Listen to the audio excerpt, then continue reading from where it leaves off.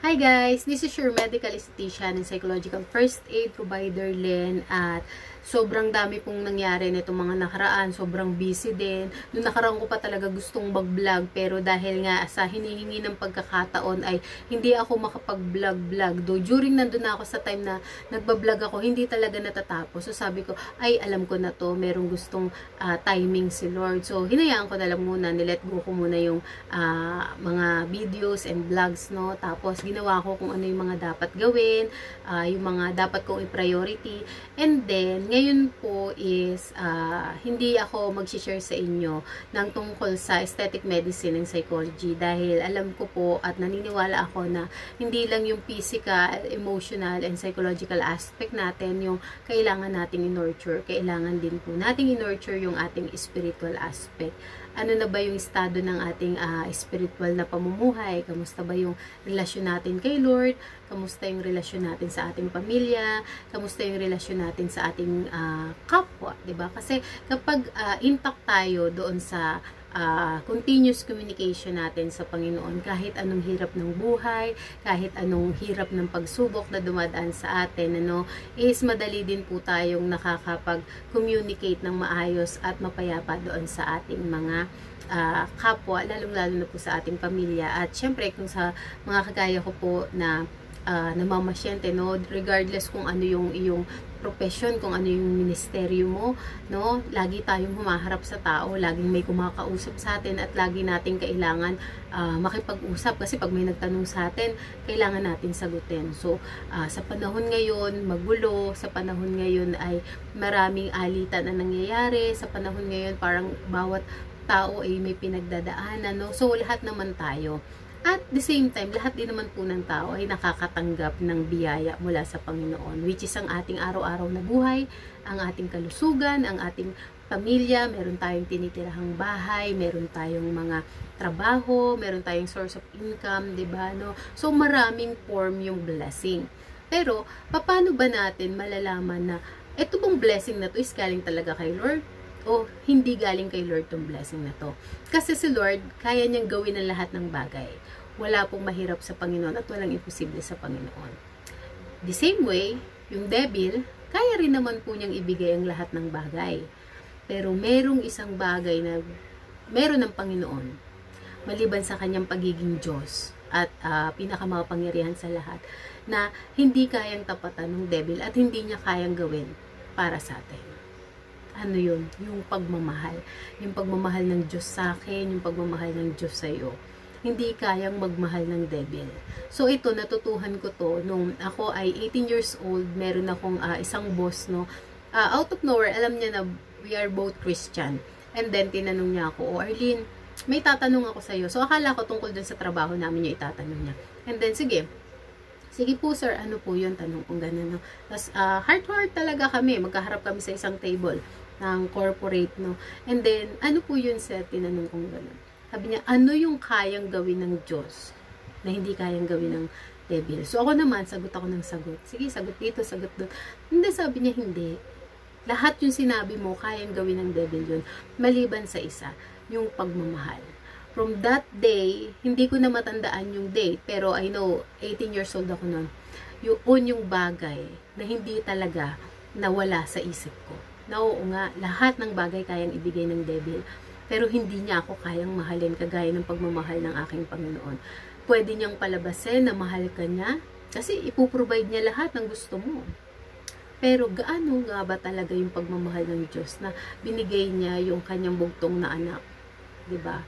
Si Jesus Christ, para iligtas tayo. John 3:16, So, paano mo malalaman kung yung iyong sitwasyon, yung iyong relasyon, yung iyong trabaho, yung iyong kayamanan ngayon, o kung nasang posisyon ka man ng buhay mo, o estado ng buhay mo, ay talagang nanggaling sa Panginoon. Kasama po dyan yung kapayapaan, kasama dyan yung inner peace, kasama dyan yung mga bagay na kasama yung psychological and mental and emotional aspect natin. Paano mo malalaman na ito ay galing sa Panginoon? Ang sabi po sa Proverbs 10:22, the blessing of the Lord brings wealth, and He adds no trouble to it. Ang banal na spirito kapag siya po ay nangusap sa atin, still small voice, 'di ba? Hindi siya yung pabalagbag. Kakausapin ka niya sa puso mo. Yun po yung tinatawag na conviction, and bibigyan ka din po niya ng anointing. Na, anak, hindi kasi tama yung ginagawa mo. Anak, wag yan ang gawin mo, ito yung gawin mo. May mga pagkakataon na alam ko, naiintindihan ninyo at nakaka-relate kayo dun sa time na out of nowhere, biglang may magsasalita sa heart mo, merong conviction sa heart mo na, dito ka lang muna sa isang place na to. Kasi yun pala yung safest place na hindi ka mapapahamak. O kaya naman, biglang merong maraming tao, wala kang kakilala, pero i-convict ka ng Lord, no? I-guide ka niya, ibibigyan ka niya ng anointing din na kausapin mo tong taong to. Yung pala, yung tao na yun is merong pinagdadaanan. Very mild, 'di ba? Yung pagkausap ng Panginoon sa ating puso at isipan. And then napaka-smooth. Para lang siyang bumubulong. Bumubulong lang siya na, anak, gawin mo 'to. Anak, dito ka lang. Anak, ito kasi ang dapat. Ito yung tama, ito yung mabuti, ito yung plano ko para sa iyo. Ganon yung pagmamahal at blessing ni Lord. At dun sa blessing ni Lord, para pagka may question kayo, kasama doon yung peace. Yung fruit of the Spirit na meron kang peace, meron kang kakontentuhan, meron kang kaligayahan, meron kang self-control. So, yung bunga ng Holy Spirit, kalakip nun. No? The blessing of the Lord brings wealth and He adds no trouble to it. Hindi ka magko-question, hindi ka matatakot, hindi ka mangangamba na ko, baka ganito, baka ganyan. Wala. Kasi, nandun yung joy. Nandun na yung fruit of the Spirit. Joy, happiness, gentleness, self-control, kindness, diba? So, walang kasamang kabagabagan yung pagpapala ng Panginoon. Pero, ano naman yung klase ng isang pagpapala? Diba? Merong pagpapala na pag tinignan mo, bakit tong una okay naman kami ng jowa ko? Bakit tong una okay naman si mami at si daddy, or kung sino man sa pamilya nyo, or sino man sa magkakaibigan, or even sa circle ng grupo nyo, or sa ministry nyo, bakit ganun? Okay naman, bakit habang tumatagal gumugulo? Kasi hindi yun yung blessing na galing sa Panginoon. Yung devil, ipipresent niya sa'yo ang pinakamagandang offer. Kasi nga, igagrab mo na yun. Kunin mo yun. Yung posisyon niya na yun, kasi mas deserve ka dun, mas bagay ka dun, mas bagay sa'yo yun. Dapat ikaw yung nandun. So, papasok doon yung lolokohin ka niya, i-deceive ka niya.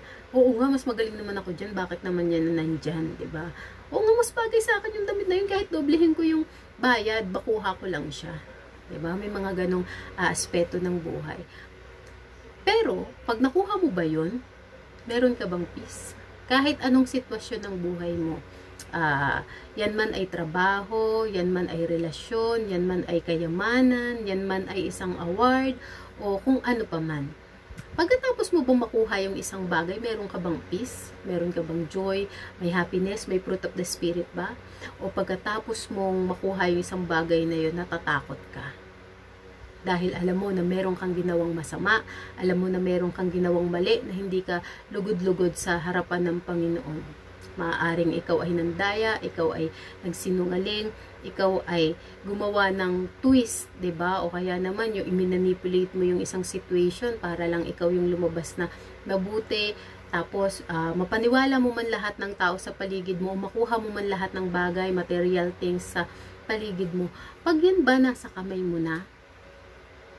Nandun ba yung fruit of the Spirit? O pag nasa kamay mo na yan, alam mo sa sarili mo na sa loob ng 24 hours may magsasabi sa puso mo na, kaya ka lang naman kasi nanalo kasi inano mo yung, ano ba yung tawag doon sa mga track and field player, yung ano tawag doon? Yung tinatali, sintas. Kasi naman, nilagyan mo lang ng oil yung sapatos sa loob, tapos hindi na napansin, dahil nandun na, ganun na. Usually naman yan sa mga palaro, diba?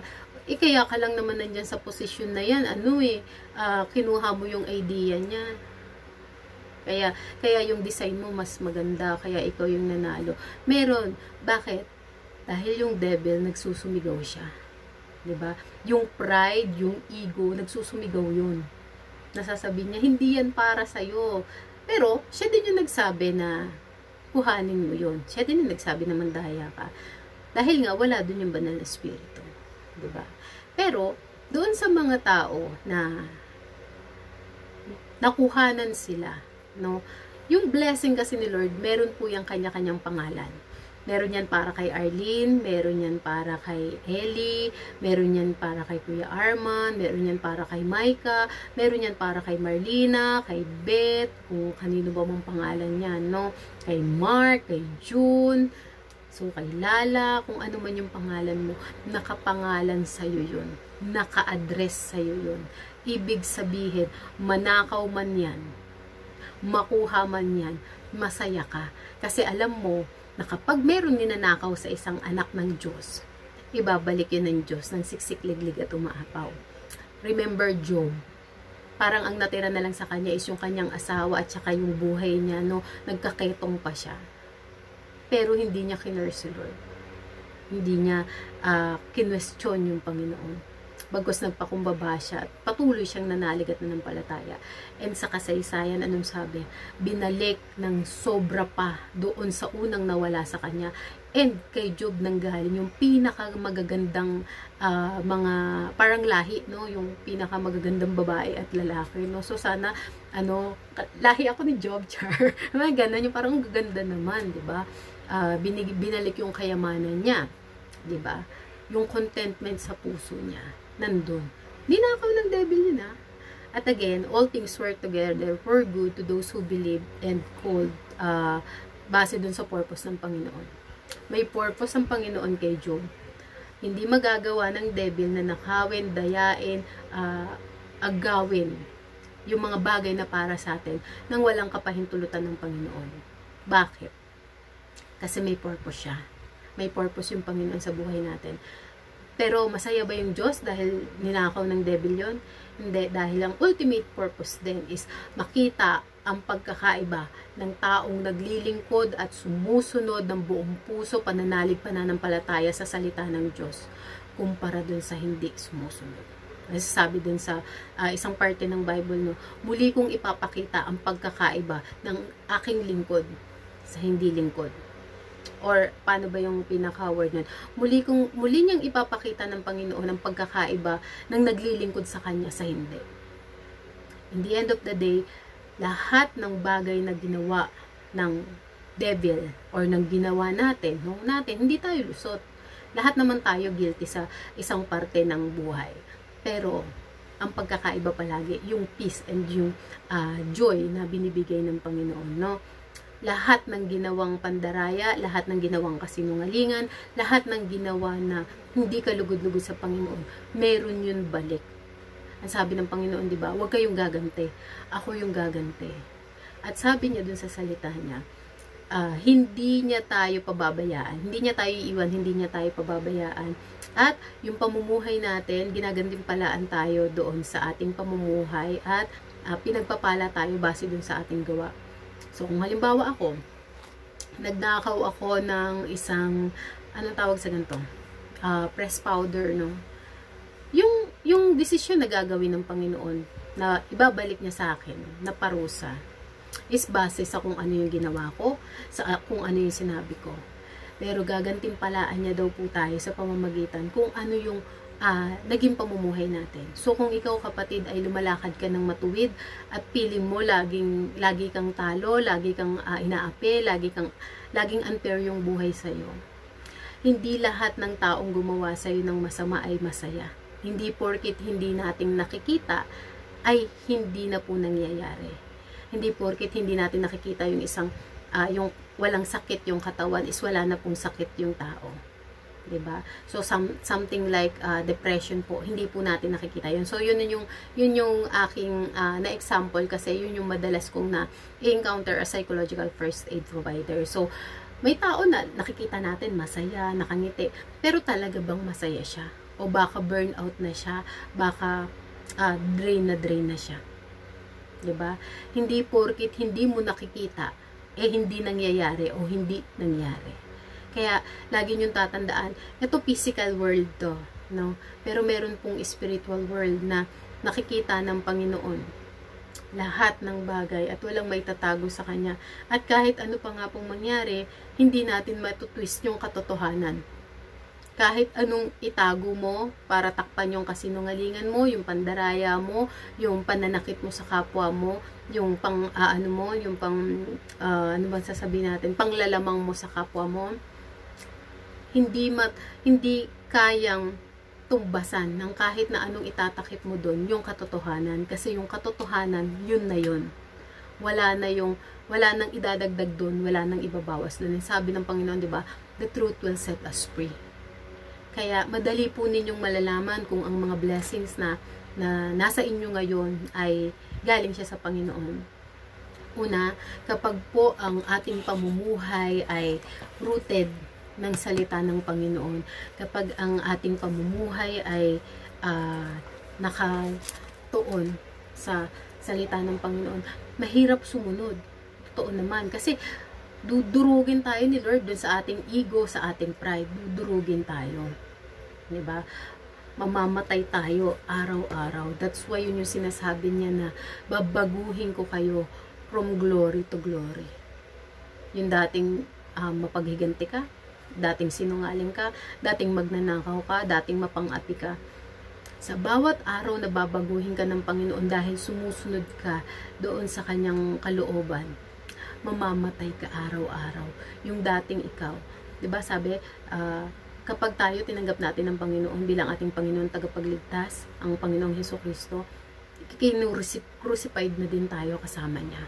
Hindi itong physical na katawan na to, pero yung ating espiritu, yung ating kaluluwa, crucified. Kaya mararamdaman mo na dun yung meron ng conviction yung Panginoon na mali yung ginagawa mo. So hindi mo nagagawin. Kahit yun pa yung kinalakihan mo, kahit yun pa yung kinasanayan mo, doon ka mamamatay araw-araw. Yun yung sinasabi na dalahin mo yung cross mo hanggang sa pagdating natin dun sa dulo. Maasahan naman natin, di ba? Pag alam natin sa sarili natin na sinunod natin yung Panginoon sa tulong ng banal na Espiritu, welcome, good and faithful servant, na yun lang yung gusto natin, na lahat ng nawala sa atin, pagharap natin kay Lord, no? Ibabalik niya yun. Kasama yung corona. So, yun yung i-desire natin. Kasama yung corona natin, no? Kahit na mahirap ka, kahit na walang-wala ka, kahit piling mo aping-api ka, talo ka lagi, piling mo wala kang kwenta, tandaan mo kung sino ka para sa Panginoon.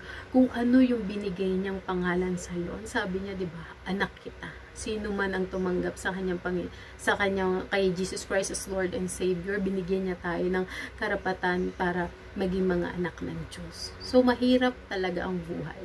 Pero kahit anong hirap ng buhay, pagkasama natin ng Panginoon, wala pong hirap na talagang masasabi natin mahirap. And another things is yung sabi niya dun sa Matthew, no? Kalimutan ko yung verse seek first the kingdom of God. Yung ibang ginagawa ganito. Seek first the kingdom of God and all these things shall be added unto you. Ganun yung nangyayari. Yun yung sinasabi nila. Pero para sa akin, may kulang yun. Meron naman talagang kulang yung sinasabi ng iba. Seek first the kingdom of God and His righteousness, and all these things shall be added unto you. Yan siya. Huwag natin tanggalin yung in His righteousness. Kasi yung righteousness na yun, yun yung lalakaran natin mula ng araw na nanalig at nanampalataya tayo sa Panginoon. Mahirap lakaran yun. Yun yung tulay papunta sa Kanya. Yung kabanalan ng Diyos. Kasi sa una kong vlog, no, sa sinabi ko doon na bago pa tayo dalhin ng Panginoon sa isang sitwasyon. So, 2024 ngayon. Hindi pa ako pinapanganak. Sinabi na, alam na ng Panginoon tong dadaanan na to. Tong dadaanan ng buhay natin na to. 2024 tayo ngayon, nakahanda na yung dadaanan natin ng 2034. Nandun na yung mga tao, nandun na yung mga, lahat ng kailangan nandun na. Prepared na yon. Dadaanan na lang natin. Dadaanan ba natin yun ng may pananalig at pananampalataya o dadaanan natin yun ng may pagdududa at pandaraya at pagrereklamo? Ano yung pipiliin mo? Lagi naman yung choice sa atin. Kaya nga, hindi ni Lord binabiolate yung freedom na binigay niya sa atin. 'Di ba? So, Sa unang vlog, sinabi ko doon na bago pa tayo padaanin ng Panginoon sa isang sitwasyon, nauna na doon ang kanyang pag-ibig, ang kanyang pagpapala, ang kanyang kapangyarihan. Yung power niya nandun na. At saka yung kanyang provision and protection. Nandun na lahat yun. Lalakad ka na nga lang. Lalakad na lang tayo dun sa kanyang in His righteousness and all these things shall be added unto you. Actually, hindi nga po goal yung blessing eh. Hindi goal yung and all these things shall be added unto you. Dahil provided yun. Bago mo palakaran yan. Ang tinitignan lang ng Panginoon, yung in His righteousness. Masakit ang binabago ng Panginoon. Masakit ang pinapatay tayo doon sa dating tayo. Masakit yun, araw-araw yun. Hanggat buhay ka, may binabago at binabago sa atin yung Panginoon. Hanggat buhay tayo. Pero, again, pananampalataya o pagrereklamo. Yun lang. Kaya po, yung blessing na meron tayo ngayon, pwede bang tanong natin sa ating mga sarili, ito bang blessing na to ay galing sa Panginoon o galing sa devil? Pag merong condemnation, kaya mo lang naman nakuha yan kasi nandaya ka. Kaya ka lang naman nanalo, kaya ka lang nag first place kasi madaya ka. Meron kang ginawang masama. 'Di ba? Pero pag galing siya sa Panginoon, ang sayo ay sayo. Nakawin man yan, ang sayo ay sayo. May tatak ni Lord yun. May signature ni Lord yun. Para to kay Arlene. Para to kay Ellie. Para to kay Micah. Anak, para sa'yo yan. At another one po is, kapag meron kang blessing, yes, tinitignan din po ng Panginoon kung paano po natin yun panghahawakan. Kung paano natin yun i-manage. No? Sabi nga, ang napagkakatiwalaan sa maliit na bagay ay pagkakatiwalaan sa malaking bagay. Diba? So, pag ikaw ba may blessing, sinusolo mo lang, salamat na lang ako sa Panginoon. Dahil, mula pagkabata namin, sobrang mahirap ang buhay. At pangarap lang namin ng nanay ko, ng mga kapatid ko, na kapag kami nagkaroon na, tutulungan din namin yung mga taong nakakaranas ng hirap kagaya namin. So, yung iba sasabihin, ang bait mo naman. Hindi. Kasi, yung buhay namin na nakikita ng mga tao ngayon, ito po ay bunga ng pananalig at pananampalatayang ibinigay ng banal na Espiritu. Ito ay bunga ng mga panalangin. Na Lord, pag binigyan nyo kami ng ganito, ganito talaga ako mag-pray, Lord, bigyan mo ko ng ganito, tapos tutulong ako. Kasi naranasan ko kung paano mawala. Again po, yung blessing po, kailangan po tuloy-tuloy yan. Minsan, channel of blessing lang naman tayo, pinadadaan lang sa atin ng Panginoon. And then, yung pala, kung naka-experience na kayo nun, lagi to sinasabi sa akin nila, Dok, nung wala pa akong pera, nung college pa lang po ako, sobrang hirap talaga ng buhay, pero ginagapan ko na makapag-aral. O, ito na sa'yo, Arlene. So, syempre ako lagi akong binibigyan, nahihiya na ako talaga. Nasabi, hindi, wag mo nang tanggihan, kasi binablock mo yung blessing na binibigay ng Panginoon. Malay mo naman, mamaya may makita kang pulubi para dun pala yun.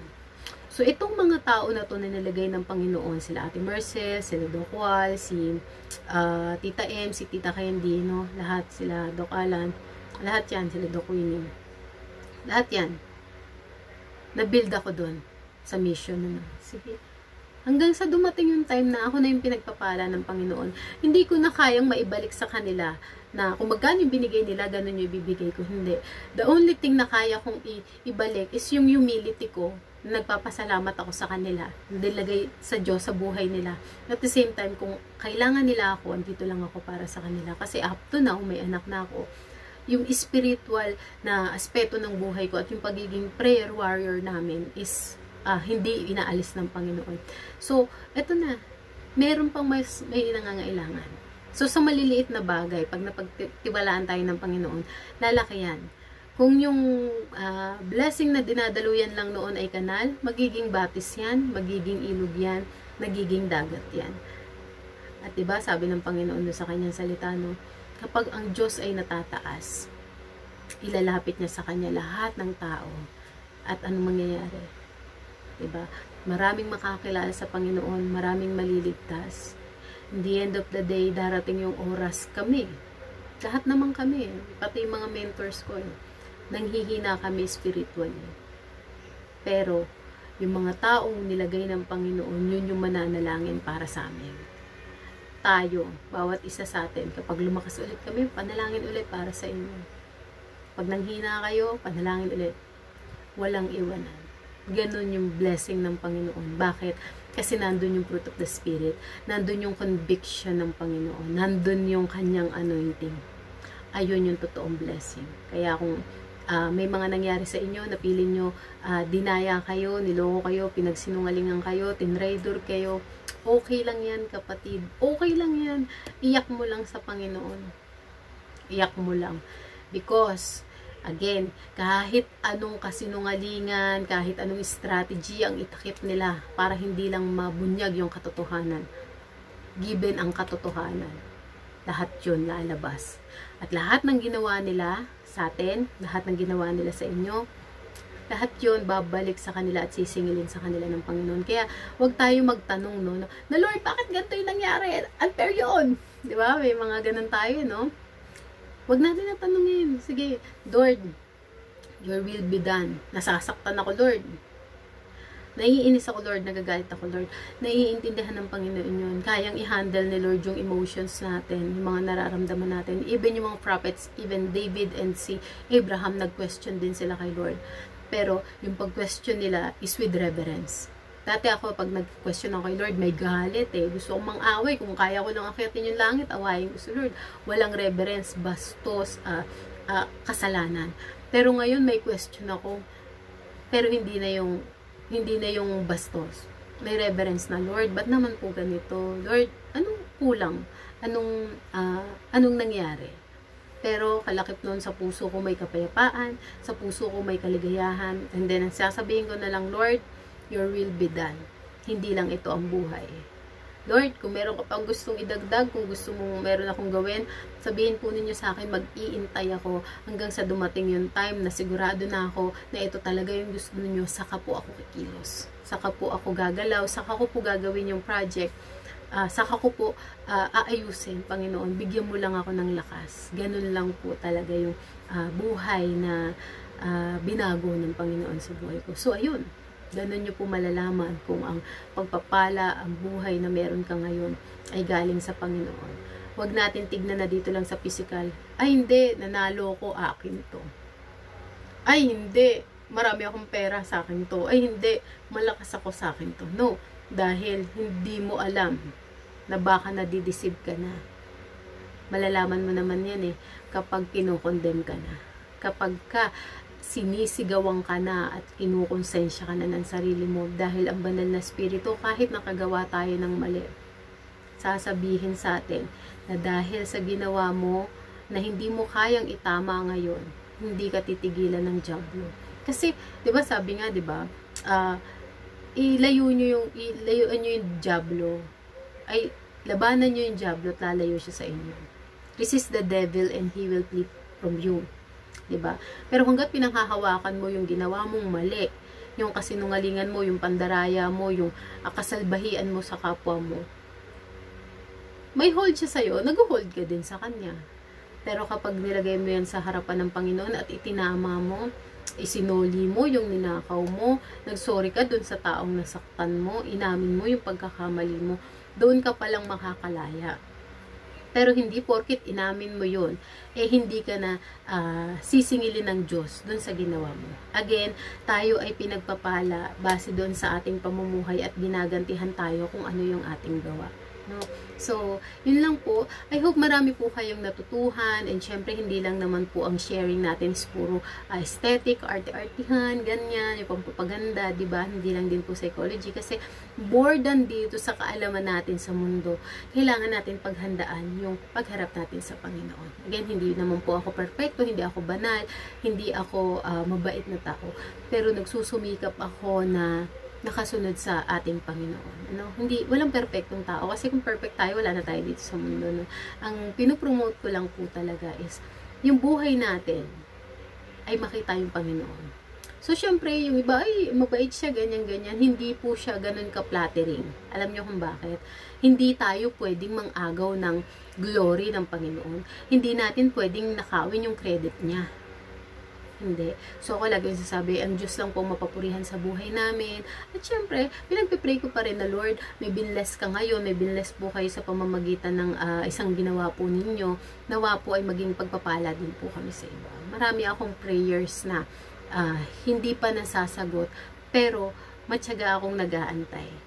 Nasagutin ng Panginoon yun para dun sa mga taong mahal ko at para dun sa mga tao na nakikita kong kailangan din nila ng Panginoon. So, yun lang po. Again, this is your medical esthetician, psychological first aid provider, Len, at nawa po ay pagpalain kayo ng Panginoon sa lahat ng aspeto ng inyong buhay at palagi niyong tatandaan na the blessing of the Lord brings wealth and He adds no trouble to it. God bless!